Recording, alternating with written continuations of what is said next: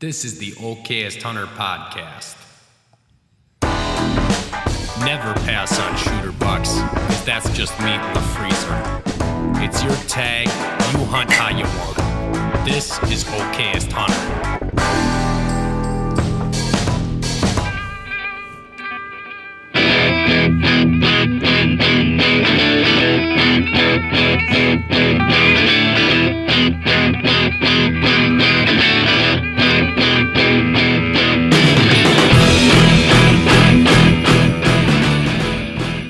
Well. We're back. We back.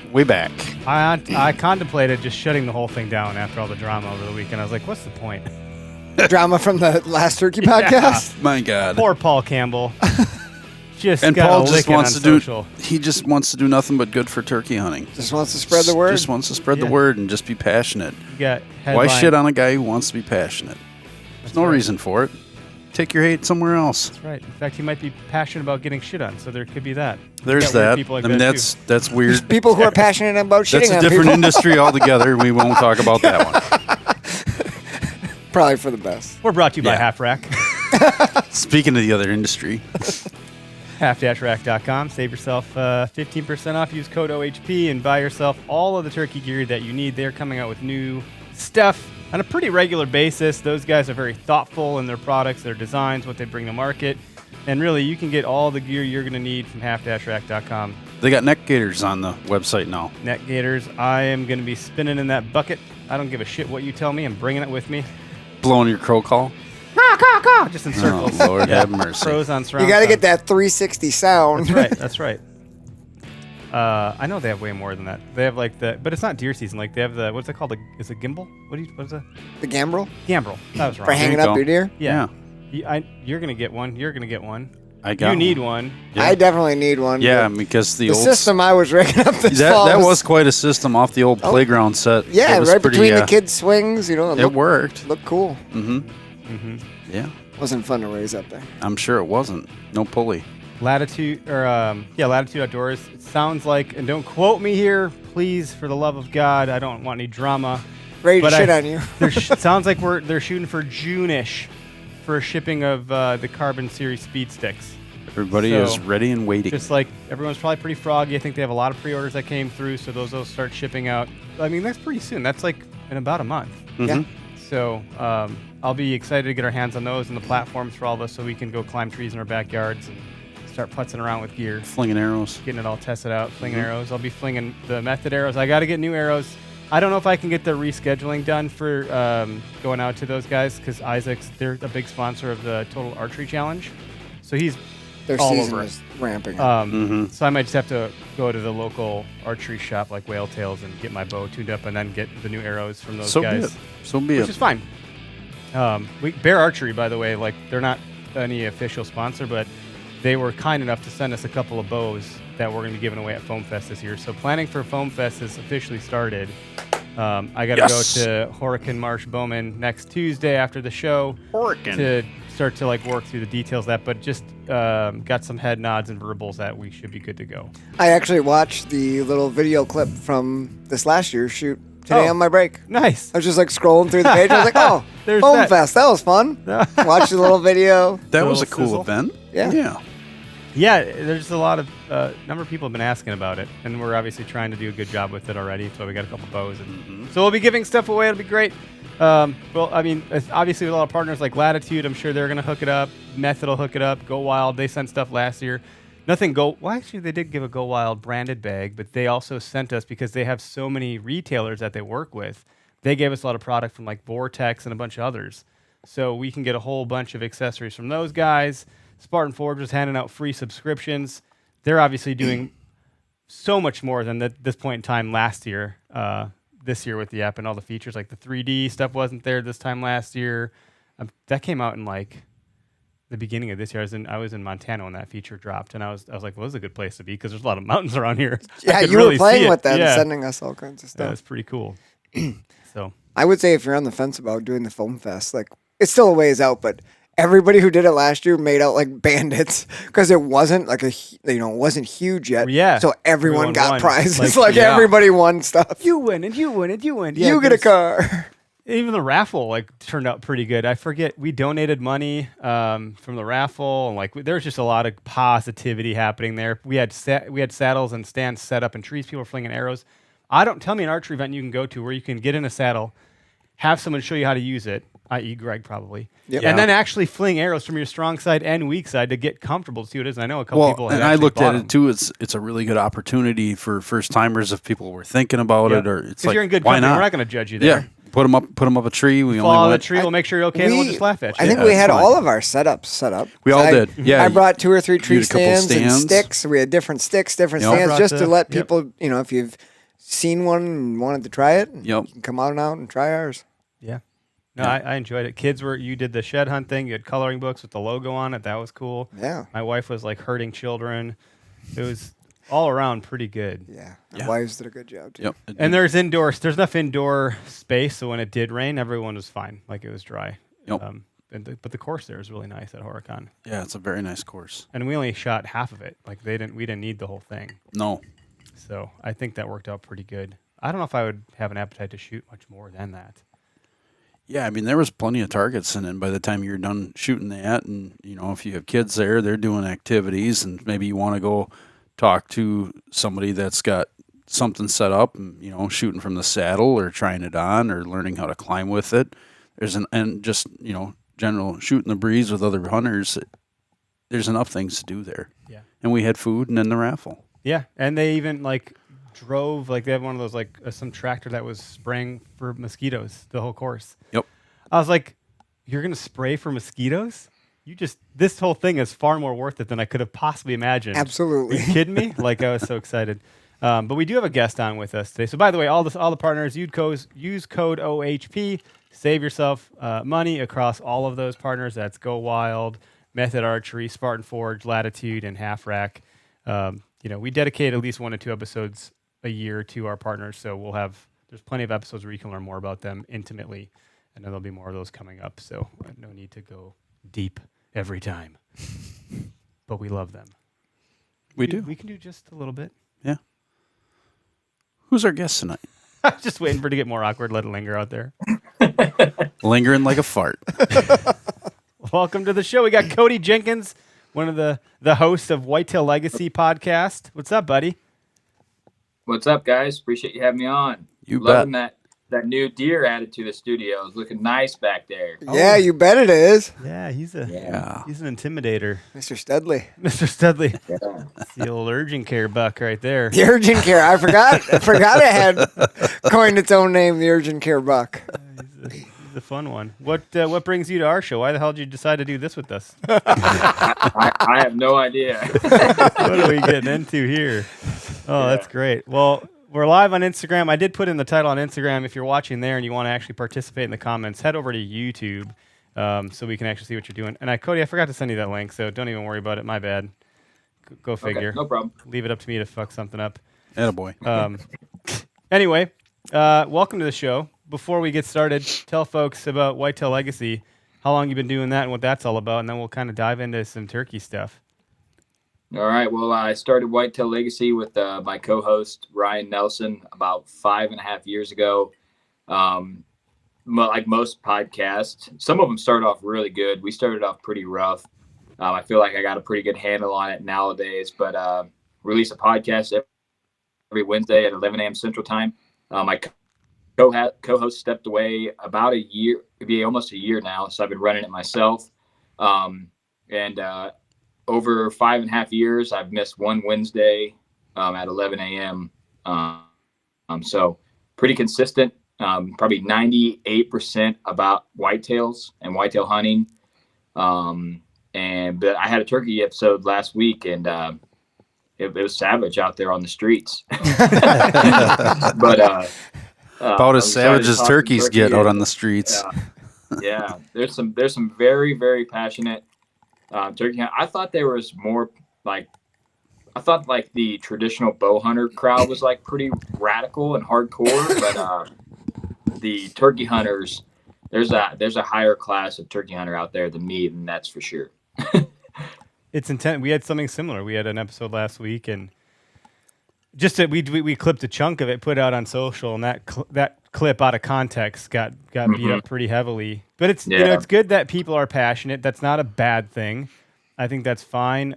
I think people should probably just be a little bit nicer in general. Like, there's nothing wrong with being a little bit kinder to people. Sounds like a pretty good philosophy. If you instead of coming off right away, being open and educating someone, I think is a better process.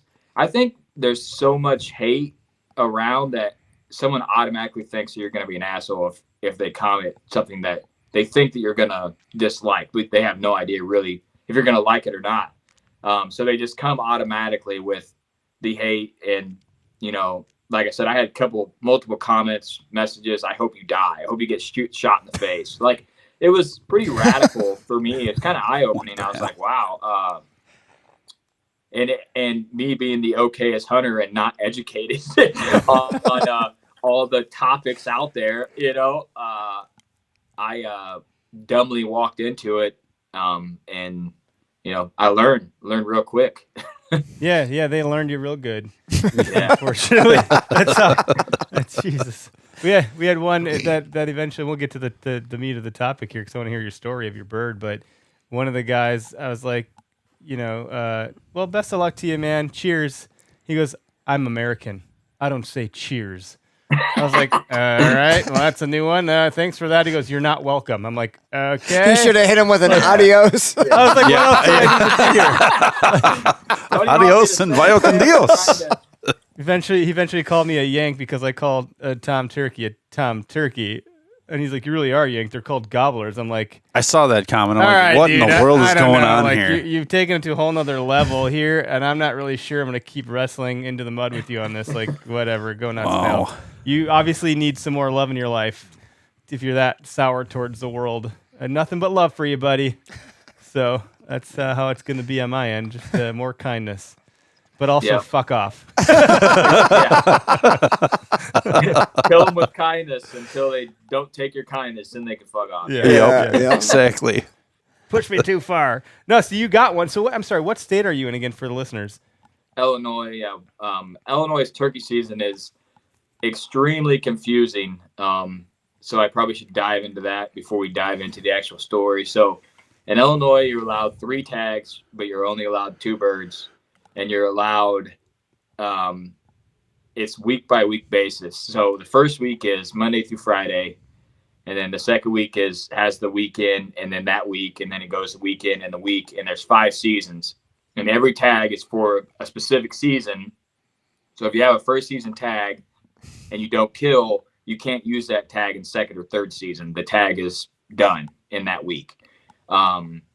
And they've done that forever. There's been multiple complaints, but turkey numbers are really good in some areas, and some areas they're not. So I don't know how they can improve it. I'm definitely not smart enough to be an advocate to that. But I grew up in Missouri turkey hunting, and down there you get a tag and you're good for the whole entire season. You can hunt, until you fill the tag. I would be really okay with them giving me 1 turkey tag and letting me hunt the 5 weeks, because for guys like us, kids, we work. I mean, you have like a Saturday and Sunday to hunt, and you're hoping that you have good weather during that Saturday and Sunday. If you don't have good weather and it's snowing like it was this last Saturday and 35, 40 mile an hour winds, you have 1 day to hunt on Sunday morning, and then you can only hunt till 1 p.m. as well. So I feel like we just did a math problem, and I have no idea what the hell you just said. That's one of those word problems that twists you up like a pretzel. You don't know what the hell's going on. Johnny has 5 apples, but it's Saturday and it's 11 o'clock. He only had 8. Eric is looking really constipated right now. Hard time right now. Yeah. I don't know. I lost you like right in the beginning. I was like, fuck, I'm lost. I am no longer aware of what you're saying. So basically, I have no idea what you just said. There's 5 different seasons, right? They're week long. Yep. Some of them are longer though. Yeah. You have to have an individual tag per each season to be able to hunt that season. If you don't fill the tag during that week or that season, that tag is no longer good. It's like ours then, where we have 6-7 day seasons. It goes Wednesday and it ends the following Tuesday. That why we do it that way, I don't know, but we get 7 days. And so each tag is for period that, A for that through period. You get like a Yeah, time yeah, frame, okay, yep, that- for our yeah. season, like Yep. Cody said. What's interesting is like every state has their take on how they're going to manage their resources, but like the two that you just mentioned, Cody, Missouri, here's a tag, here's a month-long season, good luck, kill a bird. The simplest way to do it, and then you go over to Illinois next door, and it's like the most convoluted, most misleading, complex. messed up way to do it. That's crazy. And but like Missouri has, 4 or 5 times the turkey population Illinois does. So you're like, we don't know what's, if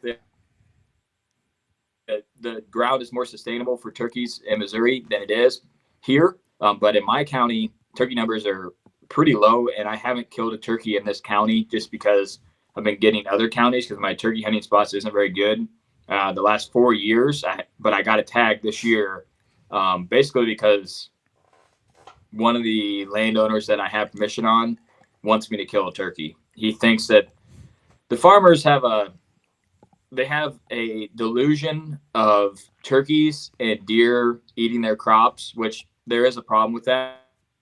But the problem is coons. Nobody coon hunts anymore. Very few people trap. Agreed. And the coons, a lot of the ground around me, there's lakes, there's strip mines, rivers. The coon population is exploding, and the farmers think we need to kill more deer. And if you don't kill a deer, then they get a nuisance permit and they kill the deer, or they kill the turkey on a nuisance permit. So I would rather kill the deer in season legally, which I know a nuisance permit is legal. But I would rather kill them that way than. So I've been shooting 3 does a year off of the same farmer's ground as permission to hunt the ground. That's stipulation that I've been doing. So I'm hoping to get my boy involved in that this year and let him pluck some does off there to ease the. Get some reps in. Yeah. Yeah, it's always like when am I going to shoot him? Am I going to wait till late season, or am I going to shoot him early, or am I going to shoot one, when I'm supposed to be in the rut, supposed to be buck hunting? Mm-hmm. So trying to pick them out. I try to space them out throughout the year. Kill one during muzzleloader season, kill one with a bow and kind of space them out. But yeah, so that's Illinois turkey season in a nutshell. So this year I had a first season tag, a 4th season tag, and a 5th season tag. And you can get, it's per county. So I had a first season tag for Henderson, 4th season tag for Henderson, and a 5th season for Knox, which is a county I live in. I killed my bird in Henderson, so I'm not going to go down there and hunt 4th season. Just kind of give them a break, but I am going to hunt 5th season here in Knox County for that 5th season bird. A lot of people don't like 5th season. It's all the way in May. I have really good luck in 5th season. And the weather's really, really nice, and it's like the premium time to take my kids out because it's like 50 in the morning, and beautiful out. So I normally set the ground blind up, take the kids out. We start in that, and then we run and gun a little bit as much as you can with a 7 and 5-year-old. Very cool, man. That's great. So how did you get the bird you got this season ready? So first season, a buddy of mine has some hunting ground that's in Henderson that's very, very, very good turkey ground. There's a bunch of turkeys on it. He leases it, and he said, come down and hunt. So we went down there, and the way we set up was we got there, waited to hear him gobbling. There's a lot of people that scout very heavily for turkeys. I've hunted turkeys ever since I was a little kid in Missouri, and I've never scouted for birds other than going the night before and listen to them roost. It's all off of kind of prior knowledge of hearing them gobble in the spring one year, and the next year they're roosted kind of in the same area. But we set up in between what's a group of toms, probably 3 or 4, and we could hear some hens in there as well. And then we set up in between them and a lone bird. I really like to do that strategy because sometimes you can't pull that whole flock. But if you can get in between the lone tom and the flock, that bird's going to go to the flock anyways. So if you're in the middle of that transition, you can pull him to you pretty easy because he's already wanting to go that direction. And that's what happened was we set up on the main flock. They gobbled pretty aggressively. The tree flew down, gave us a couple more gobbles, and he goes, they're going to work east, and they exactly what they did. They worked east, kind of away from us, and then that lone bird hit the ground, gobbled twice. Each time he was closer, so we waited on him. He came in to sub 10 yards, and I was able to second shot wonder is what I am out there. Fired a warning shot for him. Make it fair. Yeah, the first shot, he was extremely close to the decoy, and my buddy's like, "Don't shoot my decoys." I'm like, "All right." So I tried to wait him out, and he's also like, don't let him tear up my decoy because it's like a decoy that he's put a lot of work into. So I waited till he was like head away from and kind of shot high on him, thinking I could pull it off, and didn't work. And then the second shot, he was probably about 15 yards, and I was able to drop him there. But on the way in, I loaded 2 shells. And he's like, "What's the second one for?" I said, "They call me the second shot wonder." You had to prove your point. The truck, it was going to take 2 shots. You had to take 2 just to prove your point, Yeah, you got to speak it into existence, man, and that's what happened. You manifested your destiny. There you go. Yeah. Don't shoot the decoy, but also don't let him get my decoy. That's funny. I had 3-inch number 6 loaded first shot, and the second shot, most of the time they're running away, so I loaded a 3.5-inch number 4, and I was like, "Man, that was a tough bird." Took the number 4s to take them down. Ooh, the 3.5-inch number 4s. That'll do it. Yeah. Congratulations, man. Good job. Conditioned your shoulder real nice. Yeah. I know people say I didn't even notice it, man. The first one I kind of cheeked myself because I was aiming high on the bird anyways, and then the second one I was able to get back on him quick and finish him off, but we did get it on film, so perfect. He just comes running right into the decoys, sub 10 yards, and you get to see me absolutely completely miss the first shot and then drop him on the second shot. He didn't even flop the second shot, though. He didn't even flop. Stoned him dead. That's awesome. The Okayest style, you got to have the second shot backup. Always. When I shot my biggest buck today, I took 2 shots at him, and I'm not sure which one hit, the first one or the second one, but he died. In the end, it doesn't matter, does it? Yeah. End of the day, it's a dead deer. Yeah. He only had 1 hole when I got up to him, and I was like, "No, well, the first shot he wasn't running, but the second shot he was, so I'm going to go with the first shot, but who knows?" Great. Very cool. But it was perfect shot right behind the shoulder, man, so That's all that matters. one of them was good, yeah. Hell yeah. Yeah, the one thing about being an Okayest hunter is you sometimes just lack general confidence. And or you black out. Or you black out. But I shot a buck rifle hunting. It's in here. The skull's down there now. But I shot him 3 times. But I was convinced I didn't hit him like any of the times. And when we got up to him, we gutted him. Like all 3 bullets were in there.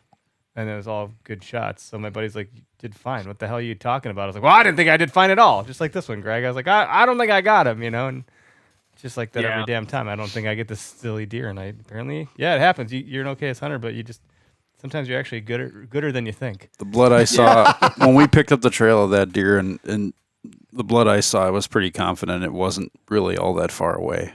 Oh, well, you never let on to that. No, I had to let you stew in your own juices, man. Don't want to get the hopes up. No. Don't Yeah, want to get saying the a hopes word. up. Within sight, so I knew I put a good shot on Yeah, him. when they that always fall I in. think that's from my grandpa when I was young. Missouri rifle hunting. He used a semi-automatic 25-06, There you go. and until that deer stopped moving, he did not stop shooting. So, I'm trying to break my kids. Every one of my gun's kids is a single shot. I'm trying to make it to where they don't have the option of having another shot. My kids, they have a single shot 410, single shot 350 Legend, and a single shot 243. Perfect. And just trying to get that. You only got 1 shot, man. So you really have to make it count. I wasn't I was raised on get the job done. You know, They're gonna look at you and say, "Well, Dad, you got 2 rounds. We're getting 2. Like lead from the front here." Well, they'll just learn how to reload real fast with that break action. Hey, ammo's not Funny. cheap, so Well, you go. got Derek got a bird too. I haven't even heard the story yet, really. I got a About your first. bird. Got myself a nice little first season opening day bird. Thought I could set up on him in the morning. I had done some scouting, as Cody mentioned. He didn't really do that, but I kind of knew where they were like to roost on this little ridge, and I'm lucky enough where I can kind of weasel my way through that area on my way to work in the morning. If I go a couple minutes out of my way, so I was driving by every morning and see them out in this field. Had a pretty good idea where they were going, and then in the morning they just pitched down to the other side. So I was calling, got a hen to fly down. The first hen down, first bird down, came right into the decoys. I was like, "Oh, this is awesome! They're all gonna follow." Well, we're calling. I'm calling to the hen. She's calling, and all of a sudden, I don't know. They just flew down to the other side, so they didn't come in. When they got out of sight, I was like, "I got to sneak out They of must here. have had a fight. Get and to roost work." with her early. Damn it, Betty. Yeah, they kicked Betty out. Betty, you go Betty's over like- there. See if that Jake wants you. So I was like, well, they can't see me right now. I should sneak out of here and get to work so I don't booger them up. Otherwise, they're going to start coming in, and I'm not going to be able to get out of here and go to work. So I went to work, and after work, I was planning on going real quick, but we had that like huge thunder hailstorm roll through. That's So right. on my way, like back home, it was hailing like crazy and thundering, lightning. I was like, nope, heading back home. So I went home and pretty much called it a day and was going to go back in the morning. But like 6:30, all of a sudden I see it's like getting lighter outside. I'm like, oh, check the forecast. Supposed to be no rain till 8. I looked at Ashley, got a whole smile on my face. I was like, it's going to be dry till 8. Can I go? She was like, go. So I ran out to the same spot and I'm driving in and there's like a glimpse of field from the road that I can see into. And then I got to drive past the little like edge of the hill where they like to go up and roost. And the whole flock is like on the edge of the field going toward that hill. I'm like, oh my God, they're going up to roost in the spot that I know. So I just drove my car down, ran up the hill from the backside, all through these pines and briars, and it's super thick. And then that hill is like flat on top. And that's where they like to go up to, and then they just run off and roost in those trees. They were at the bottom, so I just got as close to that little crest of the hill as I could, figuring they were going to come up there. And then I used Matt Weathered Oak's little slate call he made, and then I had Drew's Dirty Hen Yelper in my mouth, and I did a couple calls of each, not much, just enough to be like, hey, somebody's up here ready to roost. And I sat for, I don't know, 7 or 8 minutes maybe, That just quick, sitting there, wow. and all of a sudden Redhead came up the hill, periscoping, and I had my gun. I had my gun up, but it wasn't like in my shoulder, because I didn't know where they're going to pop up, right? So it's like they're going to pop up somewhere. So he popped up over here, so I had my gun like this, so I'm just like playing the still game, and he's looking, and then like a nice little breeze came in. They just slowly brought it up, and he just kind of worked his way along, and boom!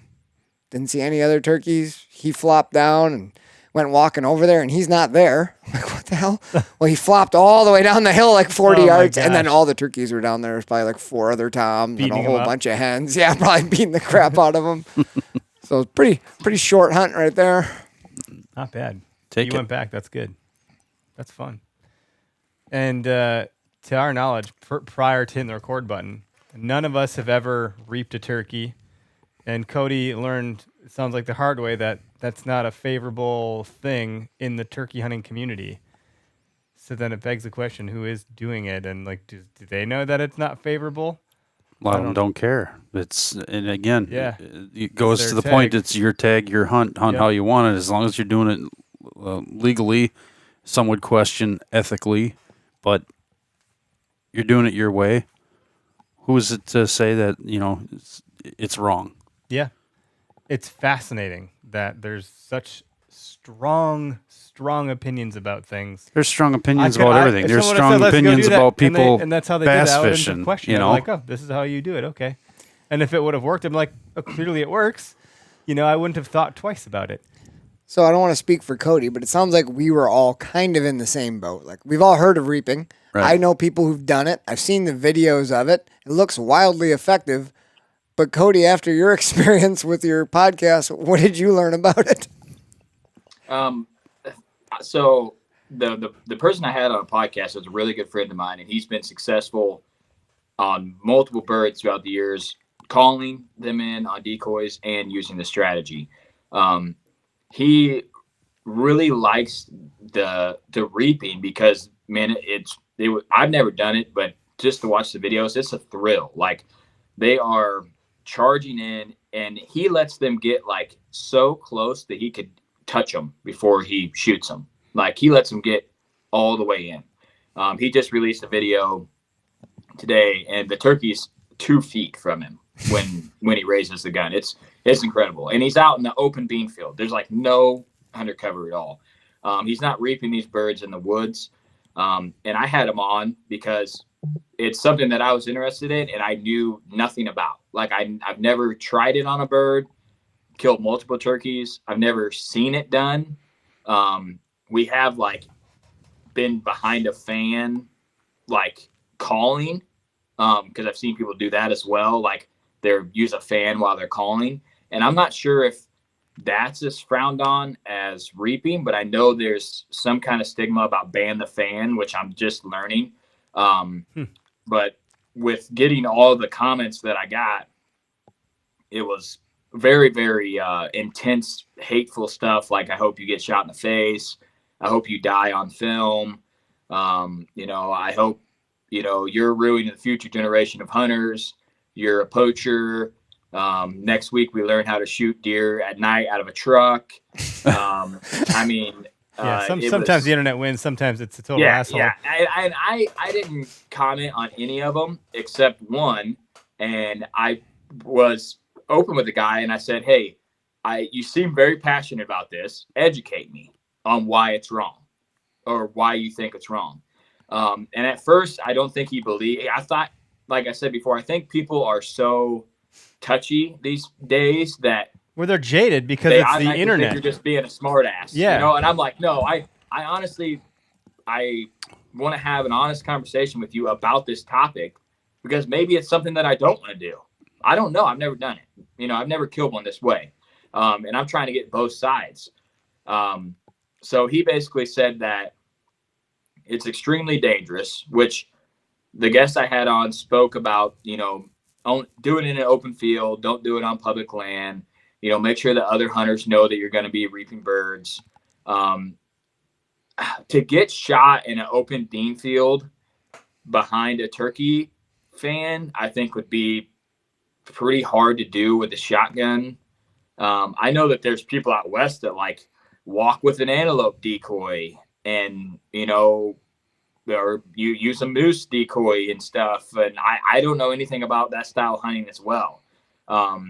So I could see there'd be dangers with all that, like the whitetail drilling guys. They're carrying like a deer running around chasing stuff. I don't see anything wrong with that. And I know Chancey is a big advocate to reaping turkeys, like loves doing it.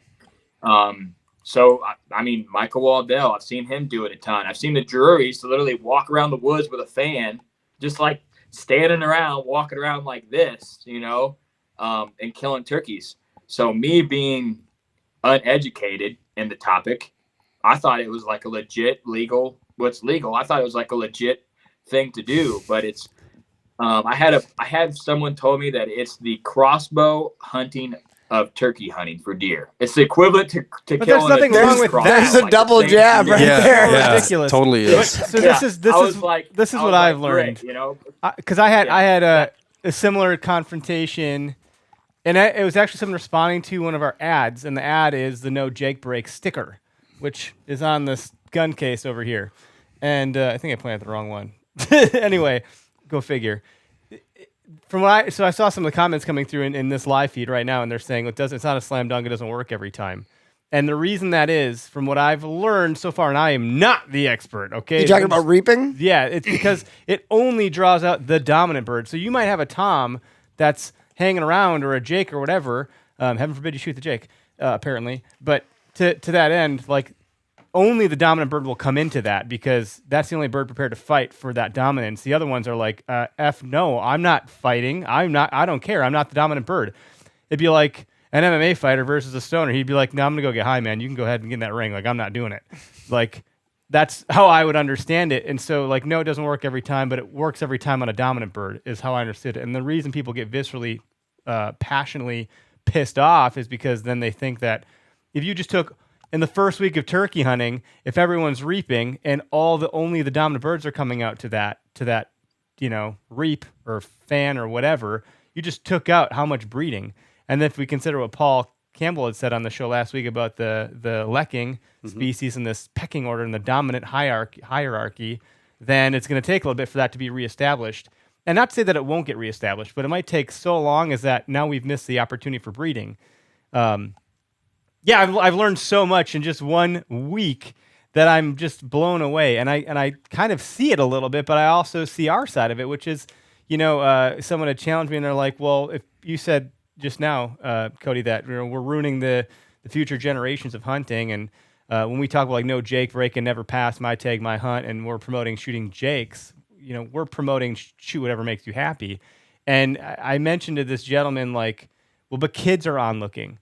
So if kids are on the internet, which is where they are on social media, and they're seeing don't shoot Jakes, you're a piece of shit. That's the crossbow hunting of deer hunting. Don't do that. You're not a real hunter. That 12-year-old is now not going to shoot that animal because he thinks, well, that's not man enough. That's not real enough. That's not challenging enough. Other people will frown on me. Yeah. And so people say, well, it's cool if it's your first or if you're a kid, but then what do you think the first or the kids are thinking? Like, by the way, when I get a turkey, I'm 37 years old. I have never shot a turkey in my life. So I guarantee when I post a picture of me holding up a Jake or whatever the hell it's going to end up being, it won't be a hen. Like, I'm going to get shit on for it. Like, how dare you? You're a grown-ass man. I'm a grown-ass man that's like a 12-year-old boy inside that has never shot a fucking turkey, okay? So I'll go back to this episode and reference it. Like, people shouldn't be casting judgment the way that they're casting judgment, and there should be opportunity for education. Like, if I said, hey, Greg, can you go write my name down for me real quick? And you said, how do you spell that? And I was like, but I'm mad at you because I asked you to spell my name and you know how to do it. And you're like mad at me. It's not good that anyone's mad. Like you could say, well, can you educate me? Like, how do you spell that? And if I said, oh, it's ERIC, you'd be like, oh, thanks. But if I said, figure it out, asshole, you don't know how to do that. Didn't you know? It's all a matter of perception. Why are you using a pen? You should use a pencil. Yeah. And that's like that's a terrible analogy. Sorry. But that's the whole runaround of like what Cody is saying is like, so if everyone says don't shoot Jakes because that's just stupid, it's okay for a kid to do it. Like if there was a biological reason for that, yep, I'm all ears. I'm not sure that there is, but if there was, and that's the same with like the reaping thing. If it's bad, like explain to me. Don't just yell at me. Like explain to me what bad? I would love to know the actual reason behind what is wrong with this. Ramifications. Let's all like talk about it to help each other instead of just frickin' casting judgment and making everybody feel like an idiot. Are you really that big of a moron that you don't know? And that was one of his comments. And I'm like, I'm kind of up to date on hunting, I feel like, but I'm not like on a lot of the hunting pages commenting and following like what's bad and what's not bad. You got better use of your time to do other things. Yeah, I just straight up had no idea. And it like when I told people that, it blew their mind that I didn't know that it was such a big deal. I have said it multiple times. Turkeys just don't do it for me. Like I like turkey hunting. I like the camaraderie of turkey hunting. I like the nice weather. But I'm a deer guy. Yeah. I've killed a ton of birds. I've always had a good time. I would rather take someone else and kill a bird than me. I'm just not. I hope I never get there with deer, but turkeys just don't do it for me. It's just like some guy that's like, man, I'm going to bass fish all day. And if I catch a 4-pounder, I'm going to be jacked. For me, I'd be like, dude, I got a lot of other stuff I could be doing right now. It just isn't for me, and that's, some guy might not like deer hunting as much as me, but that's my jam. So when I was pretty well open and honest, like I'm just uneducated on the topic of why it's wrong. One of the comments was that when a tom turkey sees a fan, they can't not react to it. Like the dominant one, right? That's what I was trying to get at. Yeah. Like it's literally like they can't help it or something like that. And that was one of the guys that was saying ban the fan. And I'm almost certain, I'm not sure, but I had a comment sent to me, a screenshot sent to me from somebody. I made it on Make Hunting Great Again. So I'm pretty famous now. Yeah. I'm not sure exactly what they said. You made it on that. That's what made it on. Which one was that? The recent one? Yeah, the recent Shit. podcast. I made it on the page. Make hunting great again. Oh shit! It's I'm what I've surprised heard. we haven't I made seen it the there post, yet. I haven't looked, but yeah, I made it officially on the ultimate troll page. So I'm pretty proud of that. But anyway, just off of pure ignorance, that's just literally. Well, that's how it got. happens usually. Yeah, it's only a matter of time before But I he end was up a there. big advocate on ban the fan, and I was trying to talk to him like, okay, so are we saying that any decoy, like a Tom decoy with a fan, ban that, like you can't use that? Does that have the same reaction?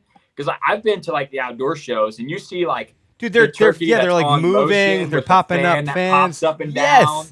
Yeah. I'm assuming those are legal because they're selling them. Is that something that a turkey can't not react to?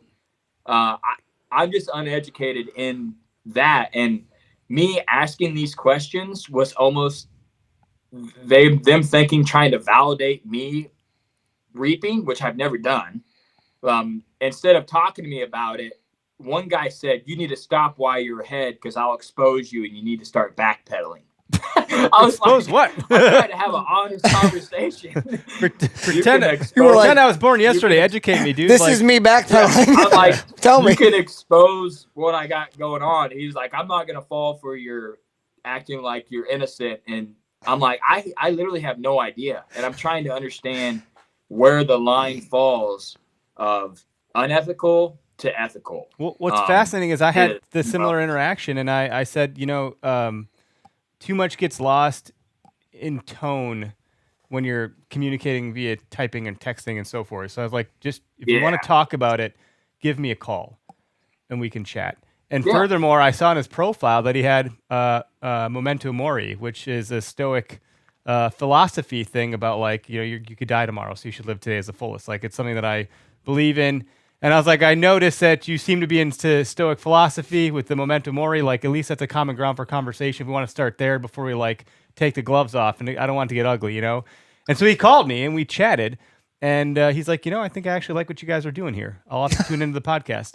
And it's one of those things where like, if I could have a conversation with everybody doing that, not to say that I'm the wizard, it's that human conversation is what's trying to missing. find common Yeah. ground. It's Yeah. what Greg says are the keyboard cowboys.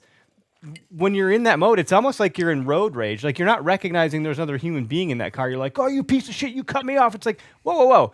That guy's, dog might have just died. He could be having a really sad day right now and isn't even aware that he has He's a fucking oblivious mirror, to what's going on. Or maybe his wife has cancer, Yeah. or it doesn't have to be bad things. Like, there's stuff going on, and for people to be so like outwardly mean out of the gate and not be educating is that's how I felt. Like, well, educate me.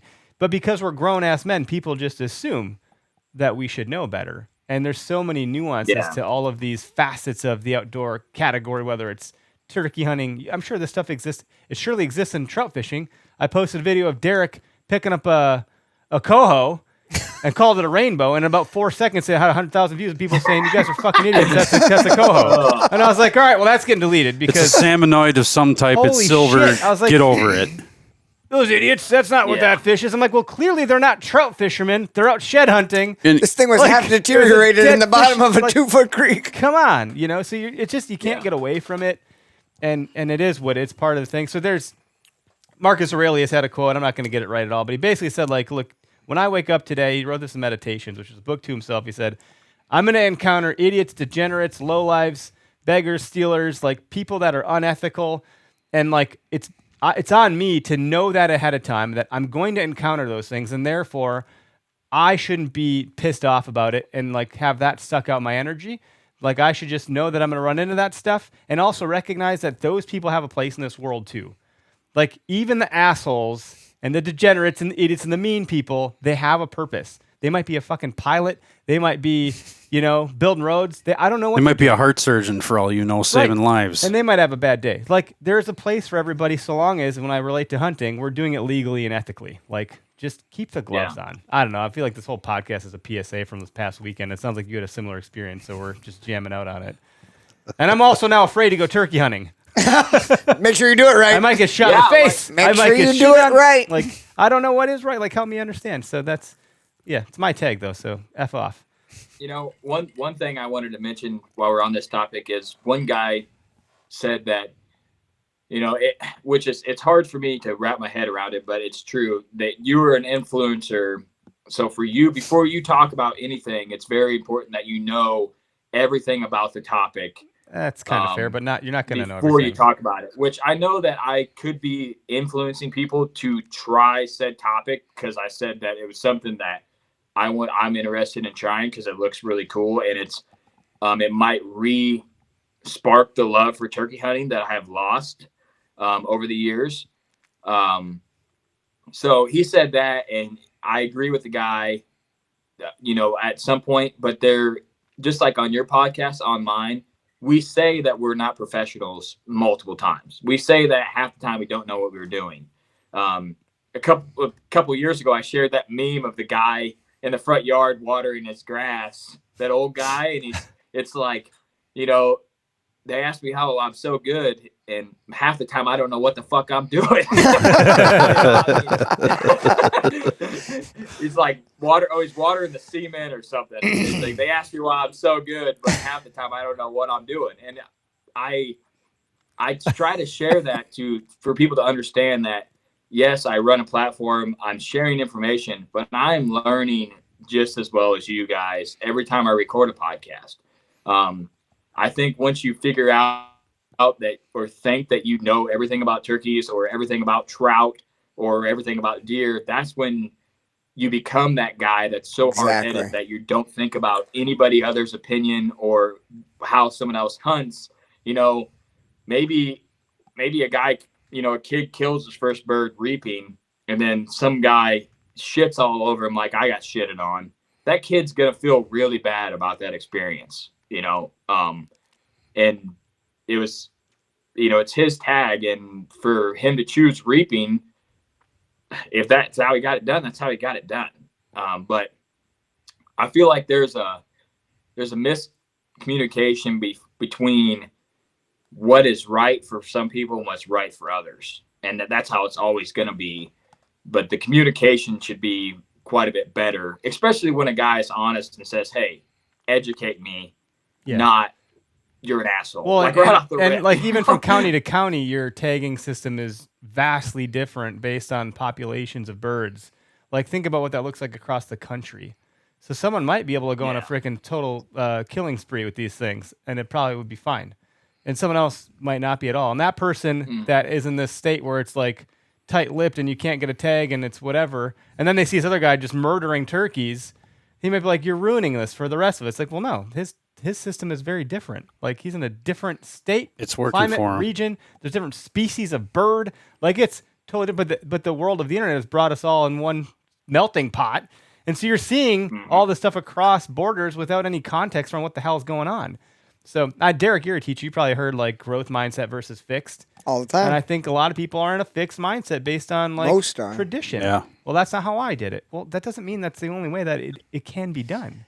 And it gets so tricky, especially like just thinking about this reaping thing, and like as far as like structure and like managing populations, right?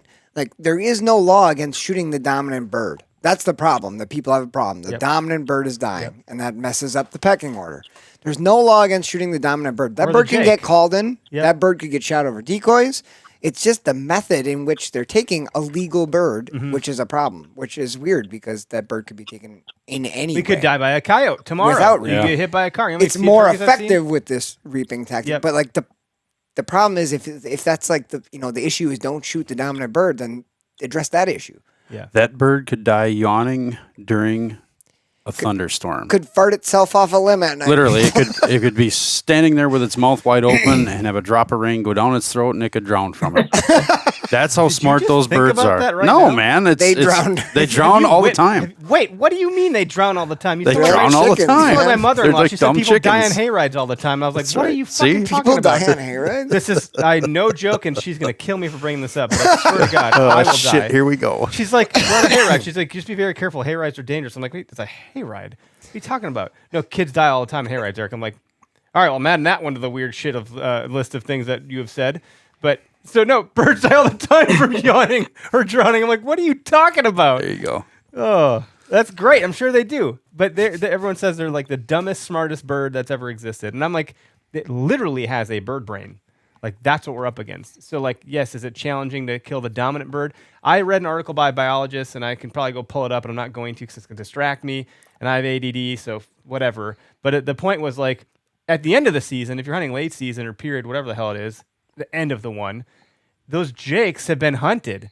Those jakes have been hunted by predation, by hunters. Like they've seen dominant birds fall. There's pecking order changes. Like that jake might be now a pretty hard bird to get come late season. And I'm like, well, that's pretty valid. If there's no biological reason to not shoot a jake, and if it is truly the chess smash that we're trying to talk about here, well, maybe that could be a pretty tough game of chess. But I'm also not an expert chess player, so like, I might need to like bring it down a couple levels. I'm not the Queen's Gambit.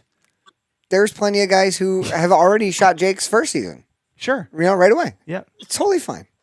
Yep. It's a legal bird. Little baby beard. My favorite comment of all was there is zero woodsmanship in that style of hunting.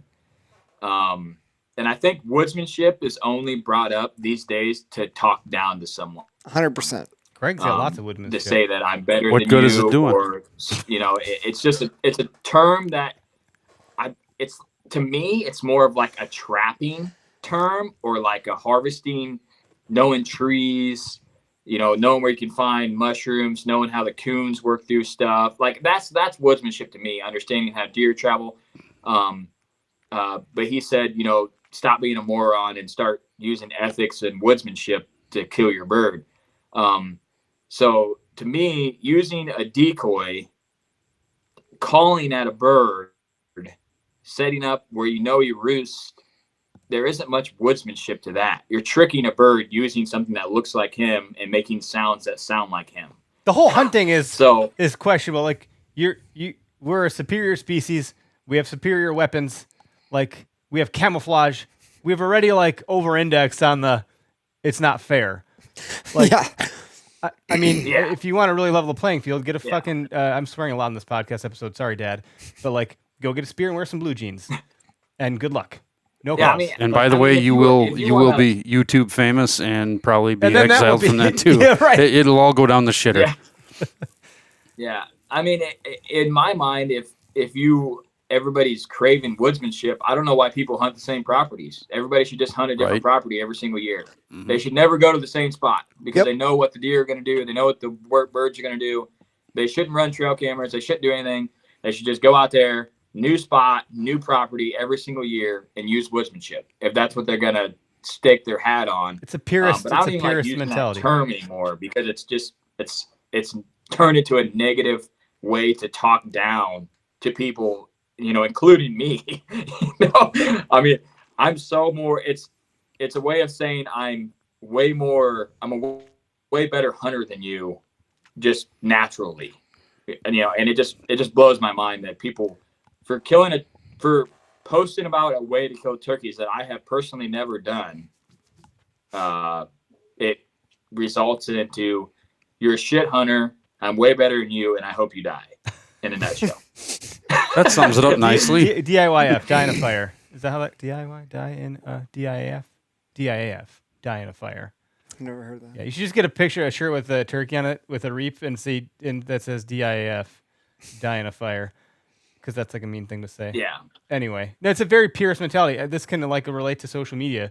There was a point in time when like Instagram was really designed and aimed at photographers. Yep. And like photographers would go there and they would edit photos and beautify them. It was great. And then all of a sudden, everyone's like, well, I'm going to post this. I'm going to post that. Now it's videos. And they're like, now you're ruining the platform. It's like, well, it was always meant to be social. And that might be true. Evolved. But like, it evolved or it could die on the vine. Like that's what that could happen to hunting to some degree. I'm not saying like if we reap, we're not going to save hunting. That's not what I'm saying. But it does take all types. There's all kinds. If people get their jollies off in different ways in the turkey woods. Like you said, you want to get your heart pumping again and get excited about turkeys, and if that's the way to do it, maybe that's not terrible. If that gets another hunter doing it and buying tags and supporting conservation, I don't know.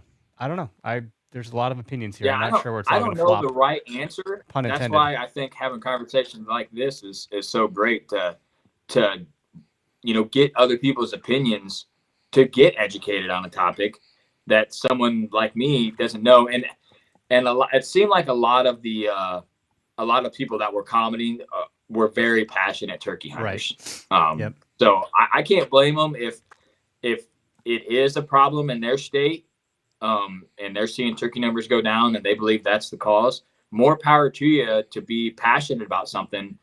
But don't automatically just call someone a moron and say, I hope you die. That I think there's a better tactful way to go about, talking about the topic. But, shout out to you guys for having a podcast and talking on kind of, this is like a huge taboo topic that I didn't even know existed before I released an episode and got educated real quick, Well, it's interesting. You had an episode and we had an episode, and now we're having an episode about the episodes. Yeah. It's all just people helping people. It's very powerful stuff. Can't wait to tell my therapist about this. What do you guys know about the North American model of wildlife conservation? Does anybody know what that's all about? No. Have you heard of this? Is this a thing? Yeah, I mean, I hung out in the Doug Dern camp and hear some, Doug's pretty high on it and speaks well to it. I'm gonna say I don't remember everything that it all entails and what we should know about it. Here's what it is. It's on the screen in a second. There's a delay, but in the United States and Canada, the model operates on 7 independent principles. 7. Okay, so just bear with me here, guys. Wildlife resources are conserved and held in trust for all citizens. That's number 1. Number 2, commerce in dead wildlife is eliminated. Number 3, wildlife is allocated according to democratic rule of law. Number 4, wildlife may only be killed for legitimate, non-frivolous purpose. Number 5, wildlife is an international resource. Number 6, every person has an equal opportunity under the law to participate in hunting and fishing. I'm going to go back to that one. Number 7, scientific management is the proper means for wildlife conservation. So there's some interesting things happening with this. Like number 2, and I'm not going to pick on these guys. That's not what I'm doing. But 1,000% that is the Hunt Quietly, Matt Rinella, Steve Rinella's brother. They're on that train hard and heavy. Like, don't post dead animals on social media. Not good for, us trying to be in this category. I have some agreements with that and some disagreements with it. I think if you do it responsibly and mindfully, it shouldn't be all that bad. I'm not saying it should be abstinence. And number 6, every person has an equal opportunity under the law to participate in hunting and fishing. Like, how is that not my tag, my hunt? That's like, what's the word I'm looking for here? Textbook, my tag, my hunt. As long as it's legal and ethical. Like, it's right there in that model of conservation. And I don't know if that model is like gospel, if it's guidelines. Again, I don't know what I don't know, so I can't speak to things that I don't know about confidently. But that's interesting because that was referenced a couple of times in the commentary that we had. And I'm like, are we not doing that? Like, what's happening here? So I was studying it. I had ChatGPT distill it down for me, and like, tell me more. Enhance. Like fucking Johnny Five over here trying to read books on the internet. And I'm 37. If you don't know what Johnny Five is, then you've not been alive as long as me. Johnny Five alive. Johnny Five is alive. He just reads books. Done. Yeah. That's what I thought robots were going to be like. Turns out it's not going to be like that. Not even close. They're just servers doing AI stuff. Yeah. That's great. So I'll mention one tactic that I haven't mentioned on my podcast that I picked up recently for scouting.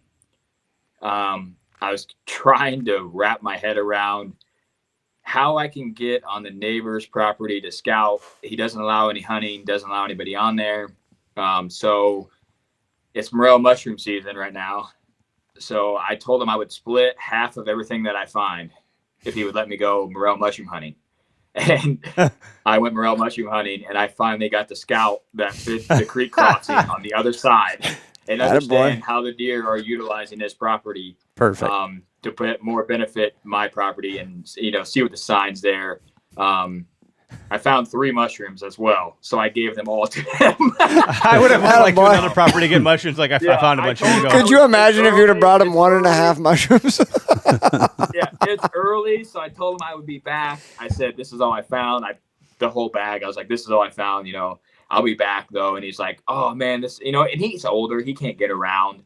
But he was like, yeah, I'm all for that, and it was just kind of a tactic that I thought might help someone out there that if they're trying to scout some ground somewhere, especially if you, like, I had a relationship with this guy. I've asked him before in the past, if I could shed hunt or something like that. And I said, hey, it's mushroom season.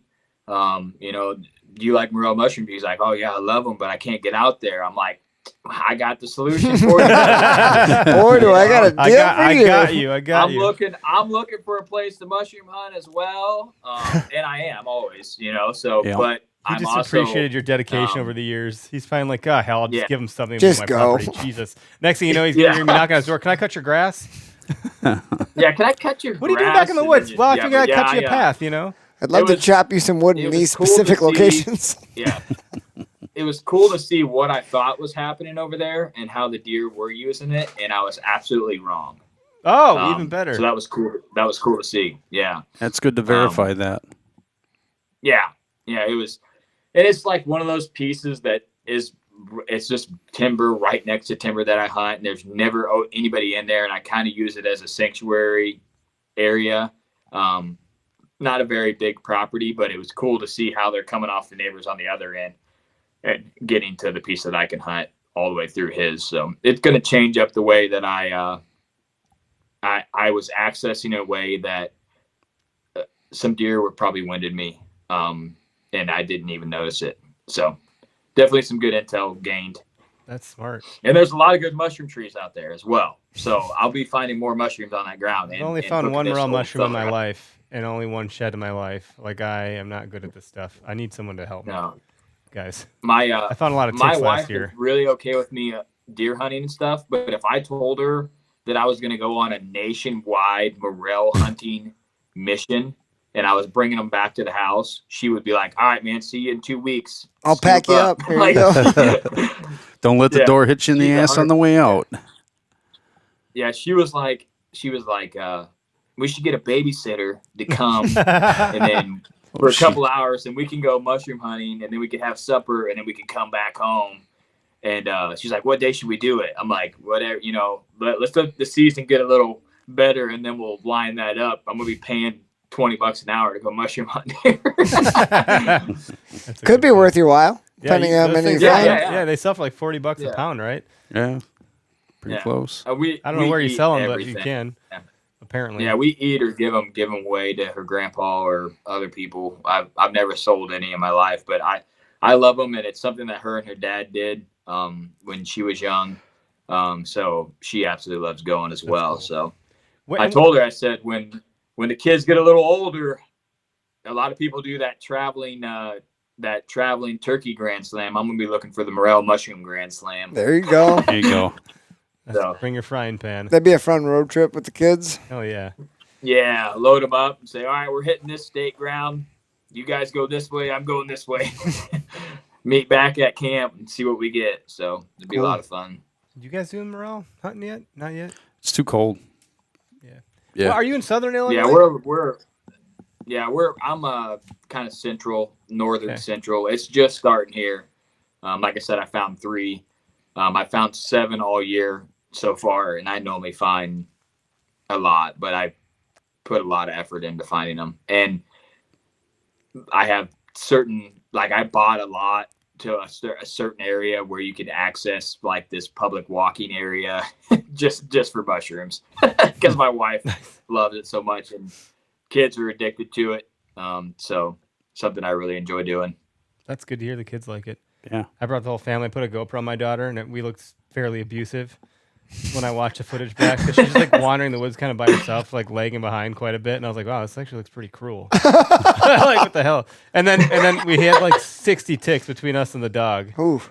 And I was like, we were pulling off ticks for like the next week. It was not cool. My wife's like, I'm never doing that again. When was this? That worm week? Yeah, no, 2 years ago. A couple of years ago. Before we had Dottie, we had just Ed, and it was just me, Logan, my wife, and our son Dane. And we went to the conservancy property because you can recreate on this conservancy all year long. You can like deer hunt if you get drawn for it. But it's a beautiful property. I love getting out there. You've been to it. Mm-hmm. So I was like, this is gonna be great. We're just gonna like walk around this property. It's gonna be cool. We're gonna find morel mushrooms because like no one else is gonna be out here at all. We can find a single mushroom. So I don't know what I'm doing. One of these years. Wrong area. Well, how do I know? It could. Well, yeah, because you were messaging me. What There's should I look enough- for? I'm there's like, enough dude, out you need to there. find elm trees. Yeah. Elm trees with the bark peeling off. That's what does good around here. Only I They'll knew grow what an around elm- some Only I oaks. knew what an elm tree looked like. Dead elm trees. And now you could mistake them for ash trees if you really don't know your trees that Well, well because we sounds got like- so many dead ash You trees got peeling piss apart. poor woodsmanship, my Yeah, boy. no woodsmanship. Keep no playing on your little gadgets. Yep. Learn some woodsmanship. Yeah. Yeah. Oh man. Supposedly they grow around ash trees, but I've never found one around an ash tree yet. Me either. Not And a one. And I aggressively look for those little bastards. just 'cause How does that I look said aggressively? my, Get a magnifying glass. aggressively. Yeah, I've We've- put in way too much effort. We find them around pine trees of But, some species here. Elm trees are given. Sometimes old apple orchards are good. Red bark elm, man. Yep. The underbark's red, starting to crack. Woodpecker holes in it. Yep. Half chub over here, thinking about it. That's great. Only half job. I'd have thought more. I know where there's at least Yeah. 4 of those right now, and I took a walk under them and not a lick. It'll happen. Yeah, like It'll it's- happen, It's but- just starting here. People were just starting to find a few. You can't so overpick you these guys things, be- right? You can't overpick a morel mushroom population. You want to piss off some morel mushroom hunters? Put them in a solid bag. Yep. That'll What's piss attached? them off. Yeah, What's there Yeah, you oh, go. yeah. That'll get the Yes. diehards pissed. Yes. Put them in a You plastic moron. grocery bag Put them in a and tie it on and tie top. it on top. with the netted Don't let any bags? of the spores out, You got to use the mesh bag so the spores spread as you walk through the woods. which so more doesn't morels doesn't can happen grow. all that well. Oh, is that the thing? See, I actually was going to That's ask the about that because ideology, people I use these think. netted. I'm like, where do you even get the netted bag? You can buy them. You can buy them, he says. That's great. Or to you know. could just go buy a bag of onions and just dump the onions out and take the bag. There you go. See? But I heard you really got to wash there's, these things because there's like spiders in them and shit. Yeah, they got Yeah. they're hollow inside. That's a giant stigma, as well as some people say you got to cut them with a knife and don't pull the root balls. You guys are gonna get hosed on this episode. For, It's fine. I was Guys, fine some on the guys turkeys, come and then you out talk like, about morels, so you really pissed me off, you know? Yeah, it really pissed me off on this one, guys. Educate You guys don't know me. what the hell you're talking about. Jeez. You're gonna ruin the morel population across the world. The last 2 weeks, we've lost all the viewership between Cody's podcast and this one. Nobody's on. That's it. We're just gonna have to hang out every Thursday night, all 4 of us. God. Yeah. If there was like a chart of all the podcasts, you just see like this line going down of ours. Like, wow, those two really went downhill. They talked about That's really turkeys and what that morels. Oh, gosh. No, thanks for jumping on with us, man. How do people find Whitetail Legacy? Where can we send them? I'm on all streaming platforms for podcasts. I stopped doing YouTube because the new hosting site I have, it doesn't upload there. But I need to put it back up there. There was like a solid 30 or 40 people that listened on YouTube that I'm probably really pissing off right now. But I just I like everybody. I have an extreme amount of stuff going on. So me getting a episode up weekly and hosting it myself is a struggle enough. Yeah, I hear that. So just posting it where it goes is what I've been doing. But yeah, I am on Waypoint now. You can find me there. Apple, Spotify, iHeartRadio, all that good stuff. But yeah, if you like whitetail hunting and more of this kind of chatting and camaraderie, I'm a good podcast to get that at. Awesome, Sweet. man. Well, go check Sweet. out Whitetail Legacy. It's one of my favorite podcasts. I've said this out loud before, so I'm not just saying it because you're here. Yeah, I've been I say it when listening you're to it not. since you started, so Yeah, it's good I stuff. enjoy it. Yeah, I appreciate it, man. Well, thanks everybody for tuning in live and in podcast land. I'm going to let this music play out, and we'll be back next week with more shenanigans. Have a good night.